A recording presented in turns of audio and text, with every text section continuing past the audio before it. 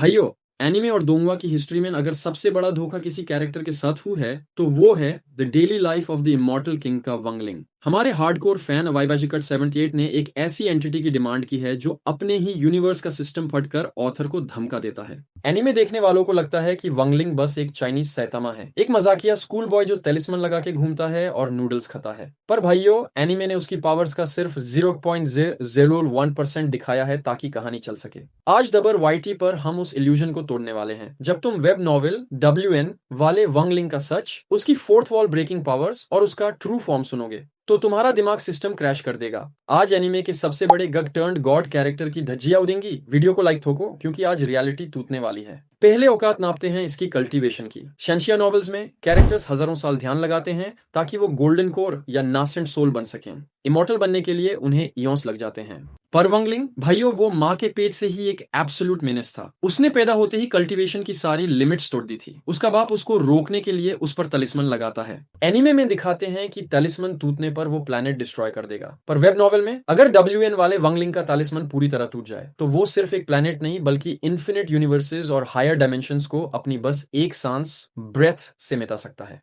उसकी पावर इतनी एब्सोल्यूट और टेरिफाइंग है कि उसकी खुद की परछाई शैडो उससे डरती है। वेब नॉवेल में एक आर्क है जहां उसकी शैडो जिंदा हो जाती है और लिटरली डर के मारे भाग जाती है क्योंकि वो वॉन्गलिंग की इन्फिनिट डार्क एनर्जी को प्रोसेस ही नहीं कर सकती। ये कोई नॉर्मल पावर अप नहीं है, ये पूरे एग्जिस्टेंस के लिए एक वॉकिंग कैलेमिटी है। अब आते हैं सबसे भयंकर लोर पर, द हेवनली दाओ। चाइनीज फिक्शन में हेवनली दाओ का मतलब है नेचर और रियलिटी के absolute rules, gravity, time, space, life, death.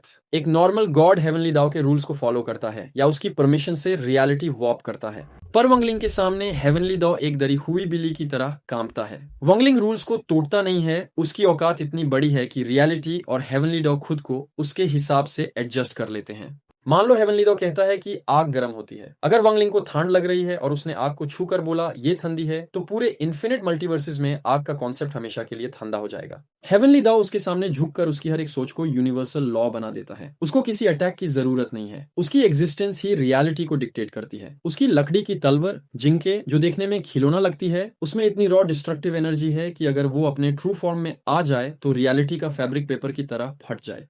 पर भाइयों, अब जो मैं बताने जा रहा हूं वो पूरे फिक्शन में सबसे बड़ा माइंडफक है। वंगलिंग की सबसे ब्रोकन पावर रॉ स्ट्रेंथ या हेवनली दाओ नहीं है, उसकी सबसे भयंकर पावर है सेवन एल्पल manipulation and concept erasure. Web novel के डीप चैप्टर्स में वंगलिंग को रियलाइज हो जाता है कि वो एक नॉवल का कैरेक्टर है। उसको पता चल जाता है कि कोई और उसकी जिंदगी लिख रहा है। और पता है वो क्या करता है? वो लिटरली फोर्थ वॉल तोड़ता है और अपने ही रियल लाइफ ऑथर क्वांगजी को धमकाता है। अगर ऑथर कोई ऐसा विलन बनाता है जो वंगलिंग को टक्कर दे सके तो वंगलिंग नॉवल की स्क्रिप्ट के बाहर निकालकर ऑथर को फोर्स करता है कि वो प्लॉट चेंज करे। वो अपने दुश्मनों को मरता नहीं है, वो उन्हें नैरेटिव से इरेज कर देता है। यानी वो विलन एग्जिस्टेंस से नहीं बल्कि कहानी की हिस्ट्री से ही डिलीट हो जाता है, जैसे वो कभी लिखा ही नहीं गया था। ये हैक्स उस लेवल का है जिसे स्केलिंग कम्युनिटी में ऑथर लेवल अथॉरिटी कहा जाता है। तुम एक ऐसे बंदे को कैसे हरोगे जो उस कहानी का मालिक बन चुका है जिसमें तुम उससे लड़ने आए हो? तो अब सवाल आता है क्रॉसवर्स स्केलिंग का। VSBW और CSF जैसी हार्डकोर स्केलिंग विकीज के हिसाब से WN वाला वंगलिंग कहां स्केल करता है? अपनी author level plot manipulation, narrative erasure और रियलिटी के लॉस को अपना पेट पालतू बनाने की वजह से वंगलिंग इजीली लो 1A यानी आउटर वर्सल स्टीयर में बैठता है। वो डायमेंशंस, टाइम और स्पेस की लिमिट से पूरी तरह बाहर है। पर क्या वो फिक्शन के सबसे बड़े गॉड्स जैसे हाजुन या अकुतो सई को हरा सकता है? सच कड़वा है भाइयों, पर जवाब है नहीं। हाजुन शिंजा बंशो की कॉस्मोलॉजी और तैक्योकू सिस्टम इतना डार्क और मैसिव है कि उसके आगे वंगलिंग की आउटर वर्सल हैक्स भी छोटी पड़ जाएगी।